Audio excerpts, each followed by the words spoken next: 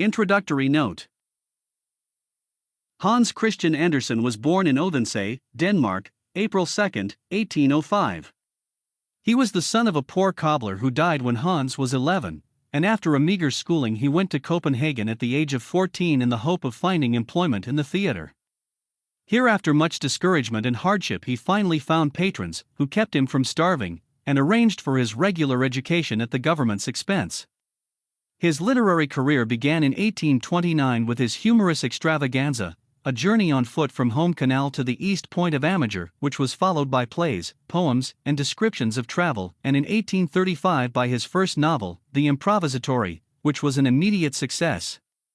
In the same year he found his real forte in the first volume of his fairy tales, Eventer, but neither he nor the general public recognized this at first.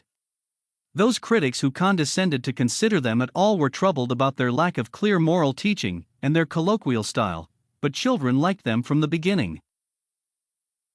While the tales, added to year by year, were gradually finding their public, Andersen continued his writing of novels in his O.T. and Only a Fiddler, of plays in his Mulatto and many others, of travels in his Author's Bazaar in Sweden and in Spain, of poetry in his epic, Ahasuerus, and many lyrics.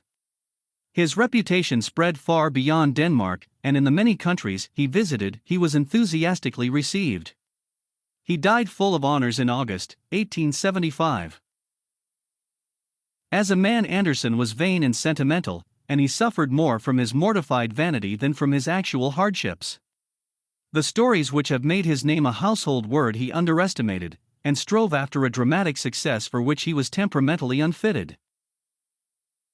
Oddly enough, he was not particularly fond of children, though he had an extraordinary capacity for amusing them, and it was this gift that led a friend to suggest his writing down the stories which he invented for their entertainment. Many of the tales are based on folklore, many are purely his own imagining, but all are told with a quaintness, humor, and fancy that have given the author a place by himself in letters.